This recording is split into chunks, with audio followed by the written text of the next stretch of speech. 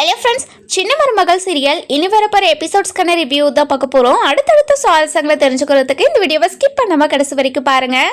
தமிழ்ச்செல்வி இருந்துட்டு ஈஸ்வரி கிட்டே என் புருஷன் என் மேலே நம்பிக்கை வைப்பார் அப்படின்னு நம்பிக்கையோடு சொல்லிக்கிட்டு இருக்காங்க. அந்த நேரம் பார்த்து நம்ம சேது வராரு. வந்த உடனே தமிழ்ச்செல்வி அப்படின்னு ரொம்பவே கோவமாக கத்திக்கிட்டு, இங்கே பாருங்கள், நீங்கள் என் மேலே நம்பிக்கை வைக்க மாட்டீங்கன்னு இங்கே பேசிக்கிட்டு இருக்காங்க. இவங்க கிட்ட சொல்லுங்க, இங்கே பாருடி, என் அப்பா என்ன நிலைமையில இருக்காருன்னு உனக்கு தெரியுமா? இது எல்லாத்துக்குமே காரணம் நீதானடி. நீ இனிமே இந்த வீட்டில் இருக்கவே கூடாதுடி அப்படின்னு சொல்லவும், இதை கேட்ட உடனே தமிழ்ச்செல்விக்கு பேரதிர்ச்சி ஆயிடுது. என்னங்க பேசுறீங்க?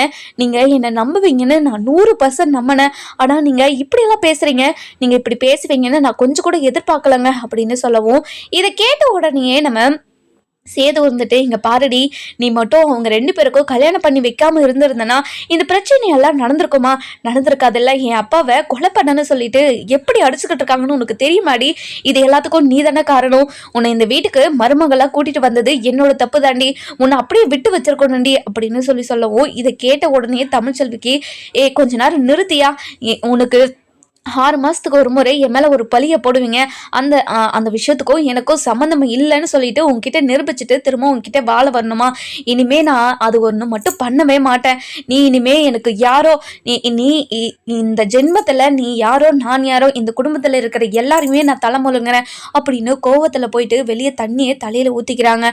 இதெல்லாம் பார்த்துக்கிட்டு இருந்தேன் நம்ம. அப்போத்தான் இருந்துட்டு, சேதோ என்னையா சேதோ, எதுக்காக இப்படியெல்லாம் பேசிக்கிட்டு இருக்க? முதல்ல புலத்தாச்சி பொண்ணு கூட்டிட்டு வாயா. இங்கே பாருங்க அப்பத்தா, நீங்கள் கொஞ்ச நேரம் அமைதியா இருங்க. அப்பா இப்படி ஆனதுக்கு காரணமே அவ தானே. அவ இனிமே நிம்மதியாவே இருக்கக்கூடாது. முதல்ல நீங்க அமைதியா இருங்க. இது எல்லாத்துக்கும் காரணம் அவ. இனிமே இந்த வீட்டுல இருந்தா ஏதாவது ஒரு பிரச்சனை வந்துகிட்டே தான் இருக்கும். இவ இந்த வீட்டை விட்டு போறதா நமக்கு நல்லது அப்படின்னு சொல்லி பேசிக்கிட்டு இருக்காங்க. இன்னொரு பக்கம் தமிழ்ச்செல்வி இருந்துட்டு ரொம்பவே வருத்தப்படுறாங்க ராஜாங்கத்துக்கு இப்படி ஆனதை நினைச்சு. அதுக்கப்புறம் என்ன, நம்ம தமிழ்ச்செல்வி இந்த வீட்டை விட்டு போயிடுறாங்க. போன உடனே நம்ம தமிழ்ச்செல்வி அப்போ யோசிக்கிறாங்க, இந்த பிரச்சனைக்கும் நமக்கும் எந்த சம்மந்தமும் இல்லை. இப்போது ராஜாங்க மாமாக்கும் இதுக்கும் எந்த சம்மந்தமும் இல்லைன்னு நம்ம எப்படி நிரூபிக்கிறது அப்படின்னு சொல்லி யோசிச்சுக்கிட்டு இருக்கும் போதே அப்போ தான் நம்ம ஈஸ்வரி வெளியே வராங்க. வெளியே வந்த உடனே, இங்கே பாருடி, உன்னை வீட்டை விட்டு அனுப்பணும்னு நாங்கள் நினச்சோம் தான், நாங்கள் இல்லைன்னெல்லாம் சொல்லலை. ஆனால் தவளை தன் மாயில கெடுன்னு சொல்லுவாங்க பார்த்தீங்களா? உனக்கு நீயே ஆப்பு வச்சுக்கிட்டு இப்போ வெளியே போய்கிட்டு இருக்க.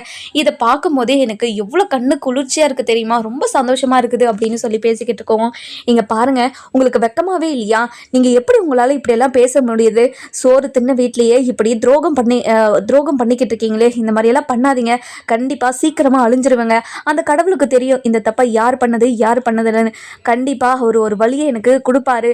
நீங்க அதை பார்க்க தான் போறீங்க அப்படின்னு சொல்லிட்டு ரொம்ப கோவமா பேசிக்கிட்டு இருக்கோம். இன்னொரு பக்கம் பார்த்தீங்கன்னா, நம்ம சேது இருந்துட்டு ராஜாங்கத்தை எப்படியாவது வெளியே எடுத்தாகணும், ஃபஸ்ட்டு ஜாமீன் வாங்கணும் அப்படின்னு யோசித்து வக்கீலை பார்க்க போகிறாங்க. போன உடனே வக்கீல்கிட்ட நடந்ததெல்லாம் சொல்லி, என் அப்பா எந்த ஒரு தப்புமே பண்ணலை, எப்படியாவது என்னோடய அப்பாவுக்கு ஜாமீன் வாங்கி கொடுங்க, அந்த ஜாமீன் பீரியட்லேயே எப்படியாவது என்னோட அப்பா எந்த தப்பும் இல்லைன்னு நான் நிரூபிச்சிடுறேன் அப்படின்னு சொல்கிறாங்க. அந்த நேரம் பார்த்து கோர்ட்டில் போயிட்டு அதாவது ஜாமீனுக்கு எழுதி கொடுக்குறாங்க. ஆனால் ஜாமீனும் கிடைக்க மாட்டேங்குது. இதை நினச்சி நம்ம சேது பயங்கர கடுப்புலையும் ரொம்பவே தலைவலிலையும் இருக்காங்க. அதுக்கப்புறம் என்ன, நம்ம தமிழ்ச்செல்வி இருந்துட்டு போலீஸ் ஸ்டேஷனுக்கு போகிறாங்க. போன உடனே, இங்கே பாருங்கள் சார், என்னோட மாமாக்கும் இதுக்கும் எந்த சம்மந்தமும் இல்லை. எதுக்காக என்னோட மாமாவை இப்படி சித்திரவதை பண்ணிக்கிட்டு இருக்கீங்க? எதுக்காக அவர் மேலே கையை வச்சிங்க? ஒரு விஷயம் அவர் தான் பண்ணாருன்னு தெரிஞ்சால் மட்டும்தானே அவர் மேலே நீங்கள் கையை வைக்கணும். எதுக்காக என்னோட மாமா மேலே நீங்கள் கையை வச்சிங்க அப்படின்னு சொல்லிட்டு போலீஸ்காரங்கிட்ட எல்லார்கிட்டையும் கேள்வி கேட்டுக்கிட்டு இருக்காங்க. இதெல்லாம் கேட்ட நம்ம போலீஸ் இருந்துட்டு ரொம்பவே கோவமா, நீ யாரம்மா, எதுக்காகம்மா இங்கே வந்திருக்க, முதல்ல இங்கேருந்து கிளம்புமா அப்படின்னு சொல்லி கோவமாக சொல்கிறாங்க. இதை கேட்ட உடனே நம்ம ஈஸ்வரி இருந்துட்டு பரபரன்னு அந்த போலீஸ் ஸ்டேஷனுக்கு வந்து, இங்கே பாருங்கள் சார், இது எல்லாத்துக்கும் முற்றுப்புள்ளியே இவ தான் சார், இவளையும் இது தூக்கி உள்ளே போடுங்க அப்படின்னு சொல்லவும், இங்கே பாருங்கம்மா, இது என்ன சந்தை கடைன்னு நினச்சிக்கிட்டீங்களா? ஆளுக்கு உள்ளே வந்துக்கிட்டே இருக்கீங்க, முதல்ல இங்கேருந்து போங்க அப்படின்னு சொல்லிடுறாங்க. அதுக்கப்புறம் என்ன, நம்ம தமிழ்ச்செல்வி இருந்துட்டு ரொம்பவே கோவமாக வெளியே போய் அங்கே நின்றுக்கிட்டு இருக்காங்க. இந்த பக்கம் பார்த்தீங்கன்னா நம்ம ஈஸ்வரியும் நம்ம ஐஸ்வர்யா, சித்ரா இவங்க 3 பேருமே நின்று பக்கத்தில் பேசிக்கிட்டு இருக்காங்க. இது எல்லாத்துக்குமே காரணம் நம்ம தான் தெரிஞ்சா கண்டிப்பாக நம்மளை யாருமே சும்மா விட மாட்டாங்கல்ல. அந்த தமிழ்ச்செல்வி தான் இது எல்லாத்தையுமே பண்ணியிருக்கான்னு நினச்சாவே எனக்கு அவ்வளோ சந்தோஷமாக இருக்குது அப்படின்னு சொல்லிட்டு நினச்சிக்கிட்டு இருக்காங்க, பேசிக்கிட்டு இருக்காங்க. இதெல்லாம் கேட்டு நம்ம தமிழ்ச்செல்விக்கு பயங்கரமாக ஷாக் ஆகிடுது. அதுக்கப்புறம் என்ன, இந்த எல்லாத்தையுமே கண்டுபிடிச்சி ஃபஸ்ட்டு ராஜாங்க மாமாக்கும் இதுக்கும் எந்த சம்மந்தமும் இல்லைன்னு நிரூபிக்கணும் அப்படின்னு சொல்லிட்டு ஆதாரத்தை தேடி அங்கங்கே ஓடி திரிஞ்சு அழைஞ்சிக்கிட்டே இருக்காங்க. அப்பன்னு பார்த்து இது எல்லாத்தையும் பண்ணது ஜெனியோட அப்பா மட்டும்தான் அப்படின்ற விஷயம் தெரிய வருது. தெரிஞ்ச உடனே ஜெனியை பார்க்க போகிறாங்க. ஜெனியை பார்த்த உடனே இங்கே பாரு ஜெனி, சக்தி அண்ணனை என்னோட மாமா கொலை பண்ணலை, இது எல்லாத்துமே பிளான் பண்ணி பண்ணது உங்கள் அப்பா தான், உங்கள் அப்பா தான் இது எல்லாத்துக்குமே காரணம் அப்படின்னு சொல்லவும், என்ன தமிழ் சொல்கிற நீ, உன்னோட உன் மாமனார் கூட என் அப்பா ஃபோன் பேசுறதா நான் கேட்டேன். இங்கே பாரு ஜெனி, காதில் ஃபோனை வச்சுக்கிட்டு ஃபோன் பேசுகிற மாதிரி நடிச்சிருக்கலாம்ல. இங்கே பாரு தமிழ், இங்கே பாரு ஜெனி, நீ தான் எல்லாத்தையுமே தெளிவாக யோசிக்கணும் தமிழ் ஜெனி அப்படின்னு சொல்கிறாங்க. அதுக்கப்புறம் ஜெனி நல்லா யோசிச்சு, சரி ராஜாங்கத்துக்கும் இதுக்கும் எந்த சம்மந்தமும் இல்லை, இது எல்லாத்தையுமே பிளான் பண்ணது ஜெனியோட அப்பா தான் அப்படின்னு நம்ம ஜெனி புரிஞ்சுக்கிறாங்க. அதுக்கப்புறம் அதுக்கான ஆதாரத்தையும் திரட்டி எடுத்துட்டு ஜெனியை கூட்டிகிட்டு போலீஸ் ஸ்டேஷனுக்கு போகிறாங்க. போன உடனே நம்ம ஜெனி இருந்துட்டு போலீஸ்கிட்ட போயிட்டு, இங்கே பாருங்கள் சார், இது எல்லாத்தையுமே பிளான் போட்டு என்னோட அப்பா தான் ராஜாங்கம் ஐயாவை இந்த பிரச்சனையில் சிக்க வச்சிருக்காரு. இந்த பிரச்சனைக்கும் ராஜாங்கத்துக்கும் எந்த சம்மந்தமும் இல்லைங்க ஐயா, அவர் மேலே இருக்கிற கேஸை வாபஸ் பண்ணிடுங்க அப்படின்னு சொல்லிட்டு ஜெனி சொல்லவும், என்னம்மா சொல்கிற நீ, இங்கே பாருங்கள் சார், என்னோட அப்பா இதை பிளான் போட்டு தான் பண்ணாங்கன்னு எனக்கு தெரியாது, அதனால் என்னை மன்னிச்சிருங்க சார், முதல்ல ராஜாங்க ஐயாவை வெளியே விடுங்க சார் அப்படின்னு சொல்லிடுறாங்க. அதுக்கப்புறம் என்ன, நம்ம தமிழ்ச்செல்வி இருந்துட்டு, இங்கே பாருங்கள் சார், அதுக்கான ஆதாரத்தை எல்லாத்தையும் உங்ககிட்ட கொடுத்துருக்கேன், நீங்கள் பாருங்கள் சார் அப்படின்னு சொல்கிறாங்க. இன்னொரு பக்கம் பார்த்தீங்கன்னா, நம்ம தமிழ்ச்செல்வி இருந்துட்டு ராஜாங்கத்துக்கிட்ட போயிட்டு, இங்கே பாருங்கள் மாமா, உங்கள் மேலே எந்த ஒரு தப்புமே இல்லைன்னு நாங்கள் நிரூபிச்சிட்டோம், நீங்கள் கவலைப்படாதீங்க மாமா, நீங்கள் இழந்தது எல்லாத்தையுமே திரும்ப வரும் உங்களுக்கு, நீங்கள் கவலைப்படாமல் இருங்க. ஆனால் இந்த பிரச்சனைக்கும் எனக்கும் எந்த சம்மந்தமும் இல்லை. என் அப்பாவுக்கு கால் பண்ணி நான் ஜெனிக்கும் சக்தி அண்ணனுக்கும் கல்யாணம் பண்ணி வைக்க சொல்லவே கிடையாது, இதில் ஏதோ பெரிய சதியே நடந்திருக்கு, அதனால என்ன நீங்களா நம்புவீங்களா மாமா, உங்க புள்ள தான் என்னை நம்பாம வீட்டை விட்டு துரத்திட்டாரு, அப்படி இருக்கும்போது நீங்களாவது என்னோட மனசை ஆறுதலாக்க வச்சு நீங்க என்ன நம்புறீங்களா இல்லையான்னு சொல்றீங்களா மாமா அப்படின்னு கேட்கவும், இங்க பாருமா தமிழ்ச்செல்வி, இது எல்லாமே உன்னால தான் நடந்துச்சுன்னு உன்னோட அப்பா தெளிவா சொல்லும் போது எங்களால் எப்படிமா நம்பாம இருக்க முடியும், அப்படின்னு கேட்கவும், இது கேட்ட உடனே இங்க பாருங்க மாமா, என் போன்ல அந்த கால் ஹிஸ்ட்ரி இல்லை, ஆனா என்னோட அப்பாத்துல இருக்குதுன்னா இதுல எவ்வளவு பெரிய சதி இருக்குதுன்னு உங்களுக்கு தெரியலையா மாமா, இங்கே பாருங்கள் மாமா, அது எல்லாத்தையும் கண்டுபிடிச்சி கண்டிப்பாக உங்ககிட்ட நிரூபிக்க தான் போகிறேன். அதுக்கடுத்து உங்கள் முன்னாடி வந்து நின்று உங்கள் சொந்தக்கிட்ட உறவாடுறதோ அது எதுவுமே இருக்காது. இப்போது இந்த கொலைக்கும் உங்களுக்கும் எந்த சம்மந்தமும் இல்லைன்னு உங்களை நான் வெளியே கொண்டுட்டு வந்துட்டேன். கண்டிப்பாக ஒரு நாள் உங்களுக்கு தெரியும் இந்த பிரச்சனைக்கும் எனக்கும் எந்த சம்மந்தமும் இல்லைன்னு. அப்போ என்கிட்ட நீங்கள் வந்து பேசுவீங்க கண்டிப்பாக, அப்போது யாருக்கிட்டையுமே நான் பேசவே மாட்டேன் அப்படின்னு ரொம்பவே கோவமாக அங்கேருந்து கிளம்பிடுறாங்க. இன்னொரு பக்கம் பார்த்தீங்கன்னா, நம்ம ராஜாங்கத்தை வெளியே வந்த உடனே சேது பார்த்துட்டு போய் கட்டி பிடிச்சிக்கிட்டு, அப்பா உங்களுக்கா இப்படி ஒரு நிலைமை வந்துச்சுப்பா, எனக்கு எவ்வளோ கஷ்டமாக இருந்துச்சு தெரியுமா, உங்களை நான் இப்படி பார்க்க ஒன்றுன்னு நினச்சி கூட பார்க்கலப்பா, எனக்கு எவ்வளோ கஷ்டமாக இருக்குது தெரியுமா, இந்த கஷ்டத்தை என்னால் தாங்கவே முடியலப்பா, இங்கே பாருங்கப்பா, இதுக்கு எல்லாத்துக்கும் காரணமாக இருந்த அந்த தமிழ்ச்செல்வியை நான் வீட்டை விட்டு துரத்திட்டேன்ப்பா, இனிமேல் நம்ம வீட்டுக்கு எந்த ஒரு பிரச்சனையும் வராது, உங்களுக்கு இவ்வளோ பெரிய துரோகத்தை பண்ணவே நம்ம வீட்டுக்கு மருமகளை இருக்கவே கூடாது, அவளுக்கும் எனக்கும் எந்த சம்மந்தமும் இல்லை அப்படின்னு உறவை முறிச்சிட்டு அவள் பாட்டுக்கு கிளம்பிட்டாப்பா, இனிமேல் அவளுக்கும் எனக்கும் எந்த சம்மந்தமும் கிடையாது அப்படின்னு சொல்லிடுறாங்க. இன்னொரு பக்கம் பார்த்தீங்கன்னா, நம்ம தமிழ்ச்செல்வி இருந்துட்டு ரொம்பவே கோவமாக வசந்தி கிட்ட போயிட்டு, இங்கே பாருமா, இனிமேல் புருஷன் மாமியார் வீட்டிலேருந்து யாராச்சும் வந்தாங்கன்னு வீட்டுக்குள்ளே சேர்த்துட்டேன், அவ்வளோதான் உனக்கு, அவங்க இந்த வீட்டுக்கு வந்தாங்கன்னா நான் இந்த வீட்டை விட்டு போயிடுவேன், உன் பொண்ணு உயிரோடு உனக்கு வேணும்னா நீ யாரையும் இங்கே சேர்த்தக்கூடாது. தமிழ் என்னாச்சு தமிழ், ஏன் தமிழ் இப்படியெல்லாம் பேசுகிற அப்படின்னு கேட்கவும், இங்கே பாருங்கம்மா, நான் அப்பாவுக்கு ஃபோன் பண்ணி ஜெனிக்கும் சக்தி அண்ணனுக்கும் கல்யாணம் பண்ணி வைக்க சொல்லவே கிடையாதுமா, ஆனால் இவங்க நான் தான் சொன்னேன்னு சொல்லிட்டு இது எல்லாத்துக்கும் காரணம் நான் தானே சொல்லிக்கிட்டு இருக்காங்க, சத்தியமாக நான் சொல்லலை, மாமாக்கு இவ்வளோ பெரிய அசிங்கம் வந்திருக்கு, இனிமேல் உங்களுக்கு நான் ஹெல்ப் பண்ண முடியாதுன்னு ஜெனிக்கு ஃபோன் பண்ணி சொல்லிட்டேம்மா, ஆனால் அப்பாவுக்கு யார் ஃபோன் பண்ணி சொன்னதுன்னு எனக்கு தெரியலம்மா, இப்போ வரைக்குமே இதில் எவ்வளோ பெரிய சதி நடந்திருக்குன்னு எனக்கு நல்லாவே புரியுது, என்னை இந்த வீட்டை விட்டு அனுப்பணுன்றதுக்காக தான் இது எல்லாத்தையுமே பண்ணியிருக்காங்கன்னு எனக்கு தெரியுது, பரவாயில்ல விடுங்க, இனிமேல் என் புருஷன்னு ஒருத்தர் என்னோடய லைஃப்பில் இல்லைன்னு நினச்சிக்கிறேன், நான் ஏற்கனவே நான் நினச்சிக்கிட்டே தான் இருந்தேன், இப்படி ஒரு விஷயம் நடக்கும்னு நினச்சிக்கிட்டே தான் இருந்தேன், அதே மாதிரி இப்படி ஒரு விஷயம் நடந்துருச்சு, போச்சு அப்படின்னு சொல்கிறாங்க.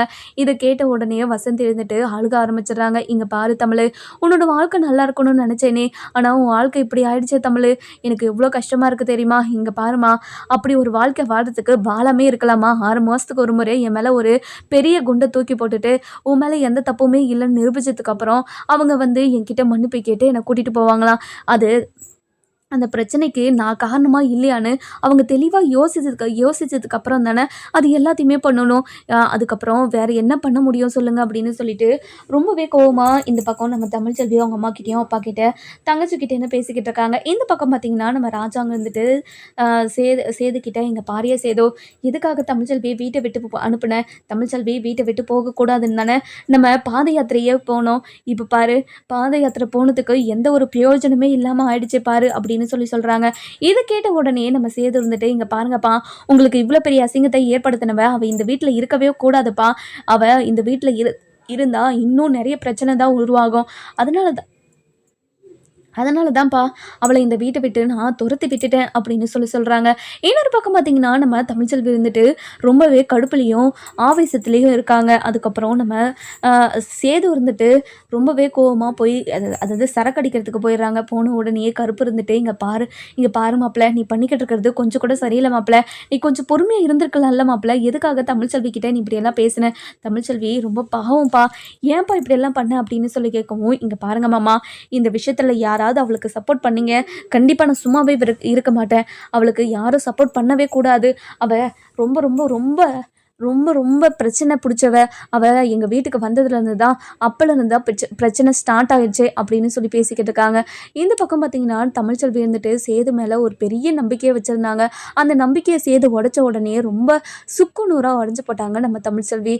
அதுக்கப்புறம் நம்ம சேது இனிமேல் நம்மளோட வாழ்க்கையில் என்ன பண்ண போகிறோம், ஏது பண்ண போகிறோம், நம்மளோட வாழ்க்கை எங்கே போகுது, எந்த வழியில் போகுது, எதுவுமே எனக்கு புரிய மாட்டேங்குதே அப்படின்னு நினச்சி ரொம்பவே கோவத்துலேயும் ஆவேசத்துலேயும் அப்படியே செவுத்தை குத்திக்கிட்டு ரொம்பவே கோவமாக இருக்கவும், அந்த நேரம் பார்த்து நம்ம ஈஸ்வரியும் சித்ரா அதுக்கப்புறம் நம்ம ஐஸ்வர்யா சேதுக்கிட்ட இங்கே பாரிய சேதோ, இது எல்லாத்துக்கும் காரணம் தமிழ்ச்செல்வி தான் எனக்கு தெரியும், அதுக்காக உன்னோட வாழ்க்கை நீ அழிச்சிக்காதப்பா, நீ ஐஸ்வர்யாவை கல்யாணம் பண்ணிக்கோ, ஐஸ்வர்யா கல்யாணம் பண்ணிக்கிட்டுனா கண்டிப்பாக உன்னோட வாழ்க்கையும் நல்லாயிருக்கும், இந்த வீட்டோட பிரச்சனை, இந்த வீட்டில் இருக்கிற யாருக்கும் எந்த ஒரு பிரச்சனையும் வராது, நான் சொல்கிறத கேளுப்பா, உன்னோட நல்லதுக்காக தான் சொல்கிறேன், ஐஸ்வர்யா உனக்கு சேதுவை கல்யாணம் பண்ணிக்கிறதுக்கு சம்மதமா அப்படின்னு கேட்கவும், இதை கேட்ட உடனே நம்ம ஐஸ்வர்யா உடனே இங்கே பாருங்க ஆண்டி, எனக்கு சேது மாமாவை கல்யாணம் பண்ணிக்கிறது ரொம்ப ரொம்ப சந்தோஷம், அதே மாதிரியே எனக்கு முழு விருப்பம் இருக்குது, இதில் நான் விருப்பம் சொல்ல மாட்டேன்னு சொல்லவே மாட்டேன், எனக்கு இதில் முழு விருப்பம் இருக்குது அப்படின்னு சொல்லிடுறாங்க.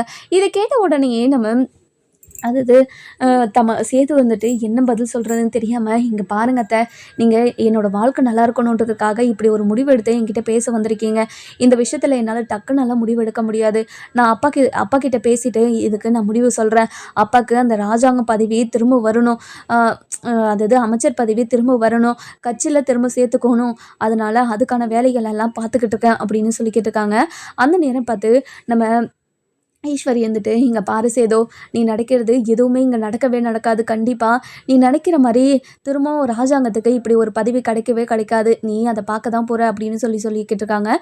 இன்னொரு பக்கத்து பார்த்திங்கன்னா நம்ம தமிழ்ச்செல்வி ரொம்பவே கோவமாக உட்காந்துக்கிட்டு இருக்காங்க. அதுக்கப்புறம் நம்ம சேது ராஜாங்கத்துக்கிட்ட போயிட்டு, இங்கே பாருங்கப்பா, அடுத்து என்னப்பா பண்ண போகிறீங்க, இந்த பிரச்சனையிலேருந்து உங்கள் மேலே எந்த ஒரு தப்பும் இல்லைன்னு இப்போ தான் வீட்டுக்கு வந்திருக்கீங்க, அடுத்து கட்சியில் போய் பேசுங்க, உங்கள் மேலே எந்த ஒரு தப்பும் இல்லை, திரும்ப என்னை கட்சியில் சேர்த்துக்கோங்க, திரும்ப அந்த அமைச்சர் பதவிக்கு நான் நிற்கிறேன்னு சொல்லுங்கள் அப்படின்னு பேசவும், இங்கே பாரு சேதோ, என்னால் அவங்க முன்னாடி எப்படி அதாவது மூஞ்சை கொடுத்து பேச முடியும், அவங்கக்கிட்ட என்னால் மூஞ்சை கொடுத்து பேசுகிற அளவுக்கு என் மனசில் தெம்பும் இல்லை, என் மனசுக்கு ஆறுதலாகவும் இல்லை, என் மனசு எவ்வளோ கஷ்டப்பட்டுக்கிட்டு இருக்குன்னு உனக்கு தெரியாது சேதோ, நான் எவ்வளோத்தை இழந்து இப்போது எவ்வளோ பேர்கிட்ட அசிங்கப்பட்டு அவமானப்பட்டு இப்போது மூலையில் உக்காந்துக்கிட்டு இருக்கேன் தெரியுமா அப்படின்னு சொல்லிட்டு பேசிக்கிட்டு இருக்காங்க. இன்னொரு பக்கம் பார்த்திங்கன்னா நம்ம தமிழ்ச்செல்விக்கு வயிறு வலி குழந்தை பிறக்கிறதுக்கான வலி, அதாவது டெலிவரி பெயின் வந்துடுது. வந்த உடனே நம்ம வசந்தியும் ரொம்ப பயந்துக்கிட்டு, "தமிழ் என்னாச்சு தமிழ்?" அப்படின்னு சொல்லி கேட்கவும்மா,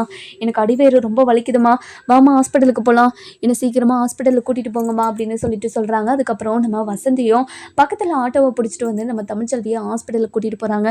போன உடனே டாக்டர் இருந்துட்டு தமிழ்ச்செல்வியை செக் பண்ணி பார்த்துட்டு, "இங்கே பாருங்கம்மா, தமிழ்ச்செல்விக்கு இப்போது அதாவது டெலிவரி பெயின் தான் வந்திருக்கு. இன்னும் கொஞ்ச நேரத்தில் குழந்தை பிறந்துரும்.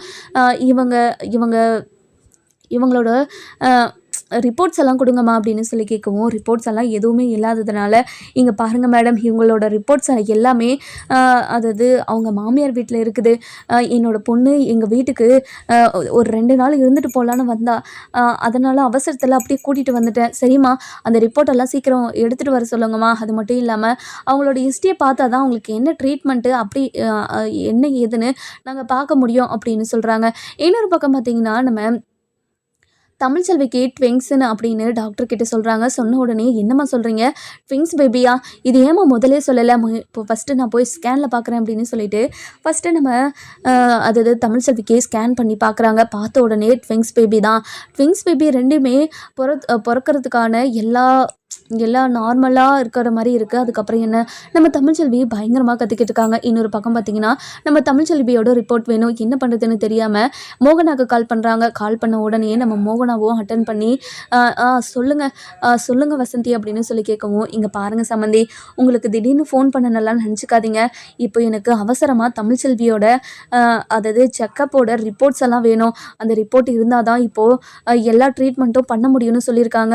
"என்னாச்சு தமிழ்ச்செல்விக்கு, என்னாச்சு?" அப்படின்னு சொல்லி கேட்கவும், இதை கேட்ட உடனே வசந்தி இருந்துட்டு, "இங்கே பாருங்கம்மா, என் பொண்ணுக்கு இது வலி வந்துருச்சு, அதனால ஹாஸ்பிட்டல் கூட்டிகிட்டு வந்திருக்கேன். இப்போது குழந்தை பிறக்கிறதுக்கான எல்லா இதுவும் வந்துருச்சு" அப்படின்னு சொல்கிறாங்க. அப்படின்னு சொன்ன உடனே, இதை கேட்ட உடனே நம்ம மோகனாக்கு ரொம்பவே சந்தோஷமா, "என்ன சொல்கிற வசந்தி, நீ கவலைப்படாத, நான் ரிப்போர்ட்ஸ் எல்லாம் எடுத்துகிட்டு ஹாஸ்பிட்டலுக்கு வரேன்" அப்படின்னு சொல்கிறாங்க. இதை கேட்ட உடனே வசந்தி இருந்துட்டு, "இங்கே பாருங்கம்மா, நீங்கள் ஹாஸ்பிட்டலுக்கெல்லாம் வராதீங்கம்மா. நீங்கள் வந்தது தமிழ்ச்செல்விக்கு தெரிஞ்சிச்சுன்னா கண்டிப்பாக அவள் ரொம்ப கோவப்படுவான்.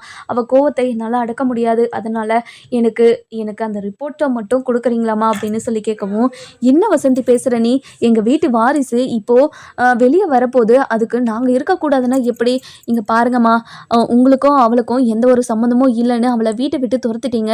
அதுக்கப்புறமும் நீங்கள் எதுக்காக இங்கே வரணும்? அவளோட ரிப்போர்ட்டை கொடுத்தா மட்டும் போதும். முதல்ல ரிப்போர்ட்டை மட்டும் நான் வந்து வாங்கிட்டு போயிடுறேன். முதல்ல நீங்கள் எடுத்து வச்சுக்கோங்க" அப்படின்னு சொல்கிறாங்க. அதுக்கப்புறம் நம்ம செல்லப்பாண்டிக்கிட்ட, "இங்கே பாரியா, அவங்கக்கிட்ட ரிப்போர்ட்டை எடுத்து வைக்க சொல்லியிருக்கேன். நீ போய் சீக்கிரமாக வாங்கிட்டு வந்துரு" அப்படின்னு செல்லப்பாண்டியை அனுப்பி வைக்கிறாங்க. போன உடனே நம்ம செல்லப்பாண்டியும், "இங்கே பாருங்கம்மா, என்னோட பொண்ணோட ரிப்போர்ட்டெல்லாம் எடுத்து வைக்க சொன்னாலுமே என்னோட பொண்டாட்டி, ப்ளீஸ் கொஞ்சம் சீக்கிரமாக எடுத்து கொடுங்கம்மா. அங்கே ட்ரீட்மெண்ட் பண்ணுறதுக்காக எல்லாரும் ரொம்ப வெயிட் பண்ணிக்கிட்டு இருக்காங்க. இந்த ரிப்போர்ட்டை எடுத்துகிட்டு போய் கொடுத்தா தான் அவங்கெல்லாம் ட்ரீட்மெண்ட் பண்ணுவாங்க. ப்ளீஸ்மா சீக்கிரம் கொடுங்கம்மா" அப்படின்னு சொல்கிறவும், அதுக்கப்புறம் நம்ம மோகனா இருந்துட்டு அதெல்லாம் எடுத்துகிட்டு வந்து கொடுக்குறாங்க. அதுக்கப்புறம் நம்ம செல்லப்பாண்டியும் அதை வாங்கிட்டு ஒரு 2 ஸ்டெப்பு எடுத்து வைக்கிறாங்க. அதுக்கப்புறம் திரும்பி, "இங்கே பாருங்கள், யாருமே ஹாஸ்பிட்டலுக்கெல்லாம் வந்துடாதீங்க. உங்கள் எல்லாரையும் பார்த்தானா என் பொண்ணுக்கு கொஞ்சம் சீரியஸாக ஆகிடுவா. அதனால் நீங்கள் யாரும் ஹாஸ்பிட்டலுக்கெல்லாம் வந்துடாதீங்க" அப்படின்னு சொல்கிறாங்க. இதை கேட்ட உடனே நம்ம தமிழ்ச்செல்வி இருந்துட்டு, நம்ம மோகனா இருந்துட்டு, "இங்கே பாருங்கள், எப்படிங்க உங்களாலலாம் இப்படி பேச முடியுது? இங்கே பாருங்கள், நீங்கள் மனசாட்சி இல்லாமல் என் பொண்ணை நீங்கள் வீட்டை விட்டு துரத்துனீங்களா? அதுவும் முழுகாமல் இருக்க பொண்ணுன்னு கூட பார்க்காம என் பொண்ணை வீட்டை விட்டு துரத்துனீங்களே. அப்படி இருக்கும்போது என் பொண்ணை எதுக்காக நீங்கள் பார்க்க வரணும்? நீங்கள் யாரும் என்னோட பொண்ணை பார்க்க தேவையே கிடையாது. அதனால் யாராச்சும் நீங்கள் வந்துட போகிறீங்க" அப்படின்னு கோவமாக சொல்லிட்டு நம்ம செல்லப்பாண்டியை ஹாஸ்பிட்டலுக்கு போயிடுறாங்க. போன உடனே அந்த ரிப்போர்ட்டை ஃபஸ்ட்டு டாக்டர் கிட்ட கொடுத்தது. "டாக்டர், இந்தாங்க டாக்டர், இதுதான் என்னோட பொண்ணோட ஃபைல்ஸு" அப்படின்னு சொல்லிட்டு கொடுக்குறாங்க. கொடுத்த உடனே டாக்டரும் எல்லா ரிப்போர்ட்டும் பார்த்து, "இங்கே பாருங்கம்மா, எல்லாமே நார்மலாக தான் இருக்குது. நீங்கள் வருத்தமே படாதீங்க. எல்லாமே நார்மலாக இருக்குது. சீக்கிரமாக குழந்தை பிறந்துடும். நீங்கள் பயப்படாதீங்க" அப்படின்னு சொல்லி பேசிக்கிட்டு இருக்காங்க. இன்னொரு பக்கம் தமிழ்ச்செல்விக்கு ராஜாங்கம் தன்னால தான் அந்த அமைச்சர் பதவியை இழந்துட்டாங்க அப்படின்ற எண்ணம் இருந்துட்டு நம்ம தமிழ்ச்செல்வி மனசில் இருந்துக்கிட்டே இருக்குது. அந்த கவலையால் வலியும் இன்னும் அதிகமாகிக்கிட்டே இருக்குது. அதுக்கப்புறம் டாக்டர் வந்துட்டு, "இங்கே பாருமா, மனசில் என்ன இருந்தாலும் வெளியே சொல்லிவிடுமா. மனசுக்குள்ளேயே வச்சுக்கிட்டு நீ கஷ்டப்பட்டுக்கிட்டு இருக்காத. நீ கஷ்டப்பட்டனா குழந்தைங்களுக்கு தான் ஆபத்து. நீ கஷ்டப்பட்டுக்கிட்டு இருக்காத" அப்படின்னு சொல்லவும், இதை கேட்ட உடனே நம்ம தமிழ்ச்செல்வி இருந்துட்டு, "மேடம், என்னால் வலி தாங்க முடியல மேடம். எனக்கு ரொம்ப வலிக்குது மேடம். என் வலியை எப்படியாவது போக்குங்க மேடம். என்னால் முடியல மேடம்" அப்படின்னு சொல்லவும், இதை கேட்ட உடனே நம்ம டாக்டர் வந்துட்டு இங்கே பாரும்மா அப்படி தான் வலிக்கும், நீ கொஞ்சம் வருத்தப்படாத, நீ வலியை கொஞ்சம் தாங்கிக்கோ, இன்னும் கொஞ்ச நேரத்தில் கண்டிப்பாக குழந்தை வெளியே வந்துடும் அப்படின்னு சொல்லிக்கிட்டு இருக்காங்க. அந்த நேரம் பார்த்து குழந்தை வெளியே வர ஆரம்பிச்சிருதும்மா, புஷ் பண்ணுமா, நல்லா புஷ் பண்ணுமா அப்படின்னு சொல்லிட்டு நம்ம தமிழ்ச்செல்வியை புஷ் பண்ண சொல்லிக்கிட்டே இருக்காங்க. அதுக்கப்புறம் ஒரு குழந்தை வெளியே வந்துடுது, இன்னொரு குழந்தை வந்து கழுத்தில் தொப்புள் கொடி மாட்டிக்குது. இதை பார்த்த உடனே ரொம்ப கிரிட்டிக்கலாக ஆயிடுறாங்க நம்ம தமிழ்ச்செல்வி. அதுக்கப்புறம் அர்ஜென்ட்டாக ஆப்ரேஷன் தேட்டருக்கு நம்ம தமிழ்ச்செல்வியை கூட்டிகிட்டு போகிறாங்க. இங்கே பாருங்கம்மா, ஒரு பேபி சேஃபாக வெளியே வந்துருச்சு, இன்னொரு பேபி வந்து தொப்புள் கொடி சுற்றிக்கிட்டு இருக்கிறதுனால வெளியே வரத்துக்கு ரொம்ப கஷ்டப்படுது. அதனால் இது ஆப்ரேஷன் பண்ணி தான் எடுத்தாகணும், இது இமிடியேட்டாக பண்ணி ஆகணும், யாருக்கு என்ன வேணாலும் நடக்கலாம், நீங்கள் கொஞ்சம் பதறாமல் இருங்க, நாங்கள் ஆப்ரேஷனை பண்ணிட்டு வந்துடுறோம் அப்படின்னு சொல்லிட்டு நம்ம தமிழ்ச்செல்வியை ஆப்ரேஷன் தேட்டருக்கு அப்படியே வேகமாக ஷிப் பண்ணுறாங்க. ஷிப் பண்ண உடனே நம்ம தமிழ்ச்செல்விக்கு ஆப்ரேஷன் பண்ணி குழந்தையும் வெளியே எடுத்துறாங்க. எடுத்த உடனே நம்ம தமிழ்ச்செல்விக்கு ரொம்பவே மயக்கமாக இருக்காங்க. அதுக்கப்புறம் நல்லபடியாக நம்ம தமிழ்ச்செல்விக்கு ரெட்டை குழந்தை பிறந்துடுது. பிறந்த உடனே நம்ம தமிழ்ச்செல்வி ரொம்ப சந்தோஷமாக என் குழந்தை என்ன குழந்தை பிறந்திருக்கு அப்படின்னு சொல்லிட்டு தமிழ்ச்செல்வி மயக்கத்திலே கேட்கவும், இங்கே பாருங்கம்மா, உங்களுக்கு ட்விங்ஸ் பேபி, 2 குழந்தைமே 2 பெண் குழந்தை உங்களுக்கு பிறந்திருக்கு அப்படின்னு சொல்கிறாங்க. இதை கேட்ட உடனே ரொம்பவே சந்தோஷமாக நம்ம தமிழ்ச்செல்வி அப்படியே ஒரு மாதிரி எமோஷ்னலாக ஆயிடுறாங்க. அதுக்கப்புறம் நம்ம தமிழ்ச்செல்விக்கு ஸ்டிச்சிங் எல்லாம் போட்டு அது நார்மல் வார்டுக்கு அனுப்பி வைக்கிறாங்க. அதுக்கப்புறம் நம்ம வசந்தியும் செல்லப்பாண்டியும் வந்து தமிழ்ச்செல்வி கிட்டே பேசவும், இங்கே பாரு தமிழ், உனக்கு ரெட்டை குழந்தை பிறந்திருக்கு தமிழ், இங்கே பாருங்கம்மா, எனக்கு ஸ்கேன் பண்ணும் போதெல்லாம் யாருமே எனக்கு ரெட்டை குழந்தைன்னு சொல்லவே இல்லைம்மா, எப்படிம்மா எனக்கு ரெட்டை குழந்தை பிறந்துச்சு அப்படின்னு சொல்லி கேட்கவும், இங்கே பாரு தமிழ், உனக்கு ரெட்டை குழந்தை இருக்குதுன்னு எனக்கு முன்னாடியே தெரியும் தமிழ், ஆனால் இந்த விஷயத்த அப்போ தான் உங்ககிட்ட சொல்ல வேண்டாம்னு சொன்னாங்க, அவங்க சொன்னதுனால தான் இப்படி ஒரு விஷயத்த உங்ககிட்ட இருந்து மறைக்க வேண்டியதாக ஆயிடுச்சு, எதுக்காகமா இப்படி ஒரு விஷயத்த என்கிட்ட இருந்து மறைச்சேன்,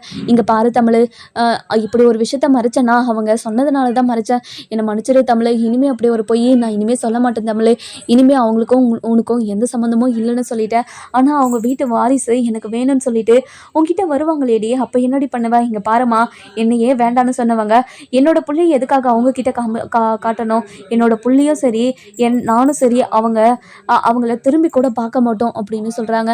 இன்னொரு பக்கம் பார்த்திங்கன்னா நம்ம சேது இருந்துட்டு அப்போ தான் வீட்டுக்கு வராங்க. வீட்டுக்கு வந்த உடனே நம்ம மோகனா இருந்துட்டு, யாயா சேது, தமிழ்ச்செல்விக்கு குழந்தை பிறந்திருக்காயா அப்படின்னு சொல்கிறாங்க. இது கேட்ட உடனே தமிழ்ச்செல்விக்கு சேது வந்துட்டு ரொம்பவே சந்தோஷமாக, என்ன சின்னம்மா சொல்கிறீங்க, உண்மையாவா, தமிழ்ச்செல்விக்கு குழந்தை பிறந்திருக்கா, என்னால் நம்பவே முடியல, வாங்க எல்லாரும் போல வாங்க அப்படின்னு சொல்லி கூப்பிடுவோம். இங்கே பாரு சேது, யாருமே ஹாஸ்பிட்டலுக்கு வந்துடாதீங்கன்னு சொல்லிட்டு செல்லப்பாடியும் வசந்தியும் சொன்னாங்க, யாராச்சும் வந்தீங்கன்னா உங்களை பார்த்துட்டு தமிழ்ச்செல்வி ரொம்ப கோவப்படுவான், அந்த கோவத்தை எப்படியும் தாங்க முடியாது, அதனால் நீங்கள் எங்கேயுமே போகாதீங்க, யாரும் வரக்கூடாது அப்படின்னு சொல்லிட்டாலாம். அப்படின்னு சொல்லவும், என்னோட புள்ளையை பார்க்குறதுக்கு அவள் என்ன விடக்கூடாதுன்னு சொல்கிறது, அவள் யார் என்ன சொல்கிறதுக்கு, கண்டிப்பாக என் பிள்ளையை நான் பார்க்க தான் போகிறேன், நீங்கள்லாம் வரீங்களா இல்லையா அப்படின்னு சொல்லி கேட்கவும், இங்கே பாரு சேது, பிரச்சனை வேண்டான்னு நினைக்கிறேன், அவளை நம்ம எல்லாரையும் நம்ம எல்லாரும் அவளை வீட்டை விட்டு துரத்துனது ரொம்ப பெரிய தப்பு, அதுவும் அவள் வயிறுமா இருக்கிறப்ப நீ வீட்டை விட்டு அனுப்புனது ரொம்ப பெரிய தப்பு, அவள் எந்த ஒரு தப்புமே பண்ணலைன்னு உன்கிட்ட எடுத்து சொன்னால, ஆனால் நீ தான் எதுவுமே நம்பாமல் இப்படி ஒரு வேலையை பண்ணி வச்சுட்டு ஏன் சேது இப்படியெல்லாம் பண்ண அப்படின்னு சொல்லி கேட்கவும், இதை கேட்ட உடனே நம்ம சேது வந்துட்டு, இங்கே பாருங்கள் சின்னம்மா, என்ன ஆனாலும் என்ன பிரச்சனை ஆனாலும் என் பிள்ளைய நான் பார்க்க தான் போகிறேன் அப்படின்னு சொல்லிட்டு ஹாஸ்பிட்டலுக்கு போகிறாங்க. போன உடனே நம்ம தமிழ்ச்செல்வி இருந்துட்டு சேதுவை பார்த்துட்டு பயங்கர கோவமா, இங்கே பாருங்கம்மா, யாரும் இங்கே வந்து பார்க்க தேவையில்ல, முதல்ல இங்கேருந்து கிளம்ப சொல்லுங்கம்மா, எதுக்காக இங்கே வந்திருக்காங்களா, ஒரு பொண்டாட்டி மேலே நம்பிக்கையே இல்லாதவருக்கு எதுக்காக இங்கே வேலை, முதல்ல இங்கேருந்து கிளம்ப சொல்லுங்கம்மா அப்படின்னு சொல்லவும், அதுக்கப்புறம் இங்கே பாருங்கள், உங்களெல்லாம் நான் பார்க்க வரல, என் பிள்ளைய தான் நான் பார்க்க வந்திருக்கேன், அந்த பிள்ளைக்கும் இவங்களுக்கும் எந்த சம்மந்தமும் இல்லை, முதல்ல இங்கேருந்து கிளம்ப சொல்லுங்கம்மா, என் பிள்ளைய யாரையும் பார்க்க விட மாட்டேன் நான் அப்படின்னு சொல்லி பிடிவாதமாக இருக்கவும், இங்கே பாருங்கள், என் வீட்டு வாரிசை நீங்கள் எப்படி பார்க்கக்கூடாதுன்னு சொல்லலாம், உங்களுக்கு உரிமையே கிடையாது என்னை பார்க்கக்கூடாதுன்னு சொல்கிறதுக்கு அப்படின்னு சொல்லவும், எனக்கு உரிமை இருக்குது, என் பிள்ளையையும் என்னையும் சேர்த்து தானே வீட்டை விட்டு துரத்துனாங்க, அப்போ தெரியலையா அவங்களோட வீட்டு வாரிசு, இப்போ தான் தெரிஞ்சிருச்சியாம்மா, இங்கே பாருமா, நீ மட்டும் அவங்கள உள்ளே விட்டுட்ட, இங்கே நடக்கிறதே வேற, முதல்ல இங்கேருந்து கிளம்ப சொல்லுமா அப்படின்னு சொல்லி கோவமாக சொல்லிக்கிட்டு இருக்காங்க. நம்ம சேது வந்துட்டு ரொம்பவே கோவமாக, இங்கே பாருடி, நீ ரொம்ப ஓவராக பண்ணிக்கிட்டு இருக்க. என் அப்பாவுக்கு ராஜாங்கம் அமைச்சர் பதவி போனதுக்கு காரணமே நீதானடி அப்படின்னு சொல்லவும், இங்கே பாரு, என் மேலே எந்த தப்பும் இல்லைன்னு ஒரு நாள் உனக்கு புரியிற போது கண்டிப்பாக நீ என்னை தேடி வந்து என்கிட்ட மன்னிப்பு கேட்ப. ஆனால் நான் செத்தா கூட நீ என்னோட சாம்புக்கு கூட வரக்கூடாது, அவ்வளோ பெரிய கோவத்தில் உன் மேலே இருக்கிறேன் அப்படின்னு சொல்லிட்டு ரொம்ப கோவமாக பேசிக்கிட்டு இருக்கவும், இதெல்லாம் கேட்ட நம்ம சேது இருந்துட்டு ரொம்பவே கோவமாகவும் ஆத்திரமாகவும் பேசிக்கிட்டு இருக்காங்க. அதுக்கப்புறம் நம்ம தமிழ்ச்செல்வி இருந்துட்டு, இங்கே பாருங்கள், இனிமேல் இப்படியெல்லாம் பேசாதீங்க, எதுக்காகங்க இப்படியெல்லாம் பேசுகிறீங்க அப்படின்னு நம்ம வசந்தி ஒரு பக்கமும், இங்கே பாருமா, இதை பற்றி உனக்கு தெரியாது, ஏற்கனவே உங்ககிட்ட சொன்னனா இல்லையா, இப்போ இவங்க என்னை தலைமையில் தூக்கி வச்சு ஆடிக்கிட்டு இருக்காங்க, இன்னும் கொஞ்ச நாளில் என்னை தொப்புன்னு கீழே தூக்கி போடுவாங்கன்னு சொன்னனா இல்லையாம்மா, அதே மாதிரி நடந்துச்சா இல்லையா, அதே மாதிரி நடந்ததுனால தான் இப்போ பாரு என்னோட வாழ்க்கை என்ன நிலைமையில் இருக்குதுன்னு பாருமா, இப்படி ஒருத்தவங்க கூட என்னால் வாழவே முடியாது அப்படின்னு சொல்லிடுறாங்க. நம்ம தமிழ்ச்செல்வியோட மனசை எப்படியாவது நம்ம சேது மாற்றுவாரா, இல்லை தமிழ்ச்செல்வியே அந்த கோவத்தை அப்படியே வச்சிருப்பாங்களா, இல்லை தமிழ்ச்செல்வி மனசு மாறுமான்னு சொல்லிட்டு நம்ம வர எபிசோட்ல பார்க்கலாம். இந்த வீடியோ உங்களுக்கு பிடிச்சிருந்தா லைக் பண்ணுங்க, சப்ஸ்கிரைப் பண்ணுங்க, மறக்காம பெல் ஐகானையும் கிளிக் பண்ணிக்கோங்க.